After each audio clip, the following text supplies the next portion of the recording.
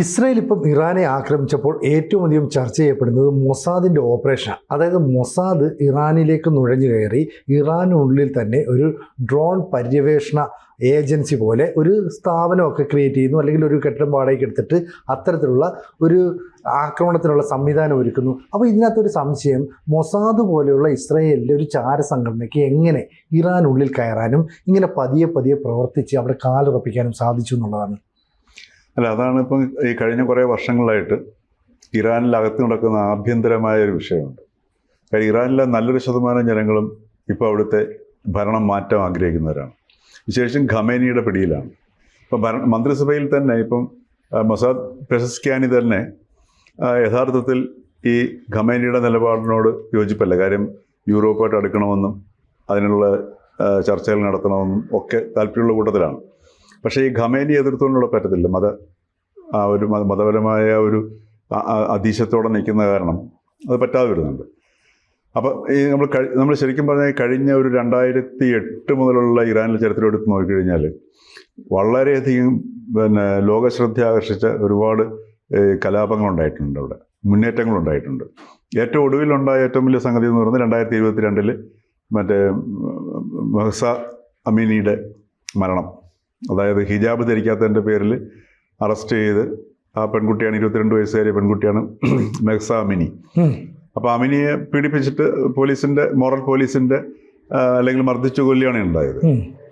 അപ്പോൾ അതിനെ തുടർന്നിട്ടാണ് പിന്നീട് ഭയങ്കരമായ പ്രക്ഷോഭം ഇറാനിലുണ്ടാവുകയും സ്ത്രീകളും പെൺകുട്ടികളും ഒക്കെ വന്ന് ഈ ഹിജാബ് ഉപേക്ഷിച്ച് കത്തിക്കുകയും അങ്ങനെ അതിനകത്ത് 500 പേര് മരിക്കുകയും ഏതാണ്ട് 22,000 പേര് അറസ്റ്റ് ചെയ്യുകയും ചെയ്തിരുന്നു സാധനം. അപ്പോൾ ഈ ഒരു പ്രക്ഷോഭം ഇങ്ങനെ വിശേഷിച്ചും ഈ പുതിയ തലമുറയുടെ അത് വളരെ ശക്തമായിട്ട് ഇറാനിലുണ്ട്. അപ്പോൾ ഇറാനിൽ ആഭ്യന്തരമായിട്ട് പിന്നെ അതുപോലെ തന്നെ ഇറാനിൽ ജീവിക്കാൻ വയ്യാത്ത അവസ്ഥയാണ്. കാരണം സാമ്പത്തികമായിട്ട് തകർന്ന് തരിപ്പണമായി. ഒന്നാമത് US സാങ്ഷൻ എല്ലാം ഉള്ളത് കാരണം പൂർണ്ണമായിട്ട്, അതായത് ഒരു ഇൻഫ്ലേഷൻ എന്നൊക്കെ പറഞ്ഞാൽ എത്രയോ ഇരട്ടിയാണ്. എൻ്റെ കൃത്യമായ കണക്ക് ഞാൻ ഓർക്കുന്നില്ല. അപ്പോൾ അങ്ങനെയുള്ള ഒരു അവസ്ഥയിൽ അവർക്ക് സാമ്പത്തികമായിട്ട് ജീവിക്കാൻ പറ്റുന്നില്ല. യുവാക്കൾക്ക് ഒരു ചെറിയൊരു സ്വപ്നം കാണാൻ പറ്റുന്നില്ല. സ്വന്തമായിട്ടൊരു ജീവിതം കെട്ടിപ്പടുക്കാൻ പറ്റുന്നില്ല. അപ്പോൾ അങ്ങനെയുള്ളൊരു അന്തരീക്ഷത്തിൽ അവിടെ ആഭ്യന്തരമായിട്ട് പുകഞ്ഞുകൊണ്ടിരിക്കുകയാണ്. ഈ ഒരു അന്തരീക്ഷമാണ് ശരിക്കും മൊസാദ് ഉപയോഗിച്ചത്. കാര്യം മൊസാദ് ഇന്നലെയോ മെനഞ്ഞാന്നോ അല്ലെങ്കിൽ രണ്ടാഴ്ചയ്ക്ക് മുമ്പോ ഒരു മാസം മുമ്പോ അല്ല അവിടെ വന്ന് കയറിയത്. അത് ശരിക്കും പറഞ്ഞു കഴിഞ്ഞാൽ ഇവരുടെ ആസ്ഥാനങ്ങൾക്ക് തൊട്ടടുത്ത് ഈ ഡ്രോണുകൾ ട്രിഗർ ചെയ്യാൻ പറ്റുന്ന അല്ലെങ്കിൽ അയക്കാൻ പറ്റുന്ന രീതിയിലുള്ള സംവിധാനം ഉണ്ടാക്കിയിട്ടാണ് അറ്റാക്ക് നടത്തിയിരിക്കുന്നത്. അപ്പോൾ അതുകൊണ്ട് ആഭ്യന്തരമായിട്ട് മാത്രമല്ല ആർമിയിലുള്ള ഒരു വിഭാഗം ആൾക്കാർ ഈ നിലവിലുള്ള സംവിധാനത്തിനെതിരാണ്. അപ്പോൾ അവരുടെയും സഹായം കിട്ടിയിട്ടുണ്ടോ? അപ്പോൾ അതാണ് ഇപ്പോൾ അവിടെ നമ്മൾ കാണുന്ന സാധനം. അപ്പോൾ അതിന് ഒരു പക്ഷേ ഇപ്പോൾ എന്താ പ്രശ്നം എന്ന് വെച്ച് കഴിഞ്ഞാൽ, ഇപ്പോൾ ഖമേനി ഇന്നലെ നടത്തിയ ഒരു പ്രസ്താവന ഉണ്ടായിരുന്നു. അതായത് ഇസ്രായേലിൻ്റെ ആക്രമണത്തിന് ശേഷം അദ്ദേഹം വളരെ വൈകാരികമായിട്ടാണ്. കാരണം ഇസ്രായേൽ ഇന്നലെ ഏകദേശം 100 ലൊക്കേഷനിലാണ് ആക്രമണം നടത്തിയത്. അത് ഭീകരമായ ആക്രമണം. ഒരുപക്ഷെ ഇറാൻ്റെ ചരിത്രത്തിൽ ഇത്രയും വലിയൊരു ആക്രമണം ഒറ്റയടിക്ക് ഇതിനു മുമ്പ് നേരിട്ടുണ്ടാവില്ല. മാത്രമല്ല അവിടെ പ്രധാനപ്പെട്ട കേന്ദ്രങ്ങളും ആണവ കേന്ദ്രങ്ങളും എല്ലാം അതിൻ്റെ സംവിധാനങ്ങളെ തകർത്തുകൊണ്ട് പിന്നെ ജനവാസ മേഖലയിലിട്ടു. പിന്നെ അതുപോലെ തന്നെ ഈ ഖമേനിയുടെ ശക്തി കേന്ദ്രങ്ങളായിരുന്ന, ഉദാഹരണത്തിന് ബഗേരി നേരിട്ട് ഖമേനിയുടെ അടുത്തായിരുന്നു റിപ്പോർട്ട് ചെയ്യുന്നത്. അതായത് ഇറാനിയൻ റിപ്പബ്ലിക് ഗോഡ് കോറിൻ്റെ മേജർ ജനറലായിരുന്നു, IRGCയുടെ. അപ്പോൾ അങ്ങനെയൊക്കെയുള്ള അവരുടെ ആൾക്കാരെ മുഴുവൻ ഇപ്പോൾ മേജർ അല്ലെങ്കിൽ മുകളിലുള്ള നേതൃനിരയെ മുഴുവൻ ഉന്മൂലനം ചെയ്യുകയും ചെയ്തു. അപ്പോൾ ഇത്രയും ഒരു കൃത്യതയോടുള്ള ഒരു ആക്രമണം നടത്തണമെന്നുണ്ടെങ്കിൽ ആഭ്യന്തരമായ സഹായം ഇല്ലാതെ പറ്റില്ല എന്നുള്ളതാണ്. അപ്പോൾ ആ ഭരണമാറ്റമാണ് ഇപ്പം ഇറാനിലെ ജനങ്ങൾ ആഗ്രഹിക്കുന്നു. അതുതന്നെയാണ് ഇപ്പോൾ അമേരിക്കയും അതോടൊപ്പം തന്നെ ഇപ്പോൾ ഇസ്രായേൽ എന്ന് പറഞ്ഞാൽ അമേരിക്കയുടെ ഒരു ഭാവം തന്നെയാണ്. ഇപ്പോൾ ട്രംപ് തന്നെയാണ് അടിക്കുന്നത്. ഇപ്പം ട്രംപ് നേരത്തെ ഇയാൾക്ക് എന്ത് പറയുന്നു എന്ത് പറയാൻ പാടില്ല എന്ന് അറിയത്തില്ല ഈ ട്രംപിന്. ഈ ട്രംപ് തന്നെ കഴിഞ്ഞ ദിവസം പറഞ്ഞിരുന്നു 60 ദിവസം ഞാൻ ഖമേനിക്ക് കൊടുത്തിരുന്നു, ഇന്ന് 61-ാം ദിവസമാണ് അടി തുടങ്ങി എന്നാണ് ട്രംപ് ഈ ഇറാനിലെ ഇറാനിലെ കേന്ദ്രങ്ങൾ ഇസ്രായേൽ ആക്രമിച്ചപ്പോൾ നടത്തിയ ആദ്യത്തെ പ്രതികരണം എന്ന് പറഞ്ഞു. അത് മാത്രമല്ല ഭയങ്കര സക്സസ്ഫുൾ ആയിരുന്നു, വിജയകരമായിരുന്നു എന്നൊക്കെ ട്രംപ് പറയുകയും ചെയ്തു. പിന്നീടാണ് ഒരു മാറ്റം വരികയും പിന്നെ മാർക്ക് റൂബിൻ ഒരു ലേശം എന്താ പറയുക, ഇസ്രായേൽ ഈ കാണിച്ച ഈ നടപടി ശരിയല്ല എന്നൊക്കെ പറയുകയൊക്കെ ചെയ്ത് ഒരു മാറ്റം വരുന്നത്. അപ്പോൾ യഥാർത്ഥത്തിൽ ഇപ്പോൾ ട്രംപ് തന്നെയാണ് അടിക്കുന്നത് ഇവിടെ. അപ്പോൾ ഈ ട്രംപ് അടിക്കാൻ കാരണം എന്ന് വെച്ചാൽ ഈ ഒരു സംഗതി, ആ ഒരു ഭരണമാറ്റം ഇറാനിൽ കൊണ്ടുവരിക, അതുപോലെ പിന്നെ തങ്ങൾക്കും സ്വീകാര്യമായ ഒരു ഭരണത്തെ ഇറാനിൽ സ്ഥാപിക്കുക എന്നുള്ളതായിരുന്നു ഇതിൻ്റെ ലക്ഷ്യം.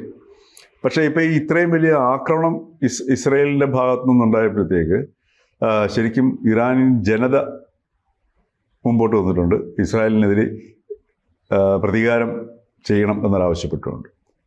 അപ്പോൾ അതിൻ്റെ ഭാഗമായിട്ടാണ് ഒരു ദിവസം ഈ പറഞ്ഞ പോലെ അപ്രതീക്ഷിതമായ രീതിയിലുള്ള ആക്രമണമാണല്ലോ ഉണ്ടായിരിക്കുന്നത്. അപ്പോൾ അതിൻ്റെ ഭാഗമായിട്ട് ഇപ്പോൾ അതൊരു ഈ ഖൊമൈനിക്ക് പിടിച്ചു നിൽക്കാൻ പറ്റിയ ഒരു വലിയൊരു ഒരു പിടിവള്ളിയായി എന്നുള്ളതാണ്. അതാണ് ഇന്നലെ അയാൾ പ്രസംഗിച്ചപ്പോൾ ഏറ്റവും കൂടുതൽ ഊന്നി പറഞ്ഞത്, ജനങ്ങൾ ഒറ്റക്കെട്ടായിട്ട് നിൽക്കണമെന്നാണ് പറഞ്ഞത്. ഈ ഒരു സംഭവത്തിൽ ഇസ്രായേലിനെ ആക്രമിക്കുന്നതിന് അല്ലെങ്കിൽ പ്രതികാരം ചെയ്യുന്നതിന് ദൈവത്തോടൊപ്പം ദൈവം നമ്മളോട് ഉണ്ട്, അതോടൊപ്പം നിങ്ങളും കൂടെ വന്നെങ്കിൽ മാത്രമേ ഇത് കൃത്യമായ രീതിയിൽ ചെയ്യാൻ കഴിയുള്ളൂ എന്ന് പറയേണ്ട അർത്ഥം എന്ന് പറഞ്ഞു കഴിഞ്ഞാൽ, ഖൊമൈനിക്കറിയാം അയാൾ നേരിടുന്ന എന്തൊക്കെയാണ് ആഭ്യന്തരമായ വിഷയങ്ങളെന്നുള്ളത് മറ്റാരേക്കാളും നന്നായിട്ട് അറിയാവുന്നത് ഖൊമൈനിക്കാണ്. അപ്പോൾ അതുകൊണ്ട് ആ ഒരു ആഭ്യന്തരമായൊരു ഈ ഒരു ഭരണകൂടത്തിനെതിരെയുള്ളൊരു വികാരം അതിമനോഹരമായിട്ട് മൊസാദും അല്ലെ അമേരിക്കയും ഒക്കെ മുതലെടുത്തുകൊണ്ട് ഈ ഒരു ഓപ്പറേഷൻ ശരിക്കും നടത്തിയിരിക്കുകയാണ് ചെയ്തിരിക്കുന്നത്. അതാണ് ഇപ്പോൾ ഈ അയത്തുള്ള അലി ഖമനൈ എന്ന് പറയുന്ന മത നേതാവിൻ്റെ നിലപാടുകളോട് എതിർപ്പുള്ള ഒരു വലിയ വിഭാഗമുണ്ട് അല്ലെ, ഒരു പുതിയ തലമുറയിലെ ആൾക്കാർ. അതിൽ തന്നെ ഏറിയ പങ്ക് ഇപ്പോൾ അവിടെ ജീവിക്കാൻ പറ്റുന്നില്ലെങ്കിൽ വിദേശ രാജ്യങ്ങളിലേക്ക് പോകുന്നു, അവരുടെ ബന്ധുക്കൾ ഇവിടെ കൂടെ കൊണ്ടുപോകുന്നു. അങ്ങനെയുള്ള ഒരു മത നേതൃത്വമാണ്. പക്ഷെ അതേ മത നേതൃത്വത്തെ ഇപ്പോഴും ഫോളോ ചെയ്യുന്ന കുറച്ച് ആൾക്കാർ ഇപ്പോൾ അവിടെ നിൽക്കുന്നുണ്ട്. അപ്പോൾ അവർ ഈ പറയുന്ന ഖമനൈ എന്ത് പറയുന്നു, ഇപ്പോൾ നാളെ ആണവ ബോംബ് ഉണ്ടാക്കി അതെടുത്ത് അടിക്കാൻ പറഞ്ഞാൽ അതും ചെയ്യാൻ കഴിയുന്ന ഒരു ചെയ്യാൻ പറ്റുന്ന ആളുകൾ അവിടെ ഉണ്ട്. ഇവിടുത്തെ ഇപ്പോൾ പ്രശ്നം എന്ന് പറഞ്ഞാൽ ഈ പുതുതലമുറയിലെ ആളുകൾ ഉൾപ്പെടെ ചിലർക്കെങ്കിലും ഈ മൊസാദിൻ്റെ അല്ലെ അവരുടെ പ്രവർത്തനങ്ങളെക്കുറിച്ച് ഒരു ബോധ്യം ഉണ്ടാകും. അല്ലെങ്കിൽ ആയുധങ്ങൾ ഇറാനിലേക്ക് വാഹനങ്ങൾ വഴി കടത്തി എന്നിട്ട് അവിടുന്ന് ഈ ഡ്രോൺ വിക്ഷേപണ കേന്ദ്രമൊക്കെ സെറ്റ് ചെയ്യുന്നു. ഇത്രയുമൊക്കെ ഓപ്പറേഷൻ നടത്തിയിട്ടും IRGC ഒന്നും അറിയുന്ന പോലുമില്ല.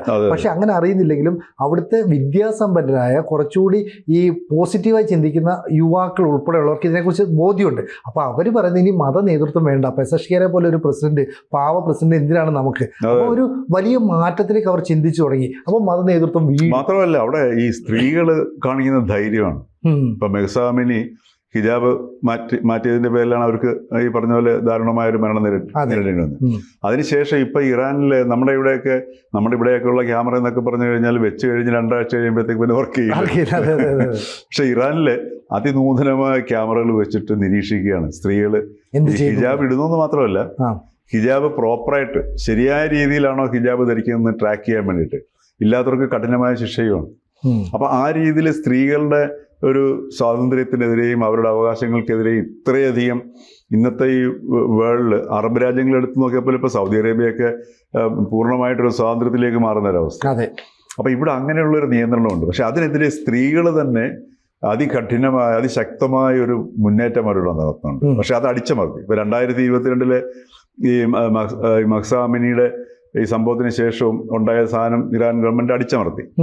അതിനുശേഷമാണ് ഈ വീണ്ടും അവിടുത്തെ ആസാദ് യൂണിവേഴ്സിറ്റി ക്യാമ്പസിൽ ഒരു പെൺകുട്ടിയുടെ, ആ പെൺകുട്ടിയുടെ പേര് ഞാൻ മറന്നുപോയി, ആ പെൺകുട്ടിയുടെ ഹിജാബ് നേരെയല്ല എന്ന് പറഞ്ഞിട്ട് അത് വലിച്ചു കീറി, അയാളുടെ വേഷം വലിച്ചു കീറി. അതിൽ പ്രതിഷേധിച്ച് അവിടെ സകല വസ്ത്രം ഊരിക്കളഞ്ഞിട്ട്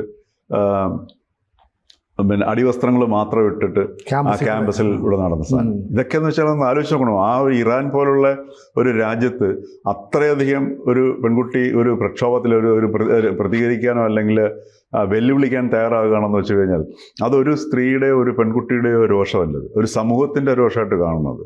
കാര്യം അവർക്കറിയാം പ്രത്യാഘാതം എന്തായിരിക്കും വരാൻ പോകുന്നത്.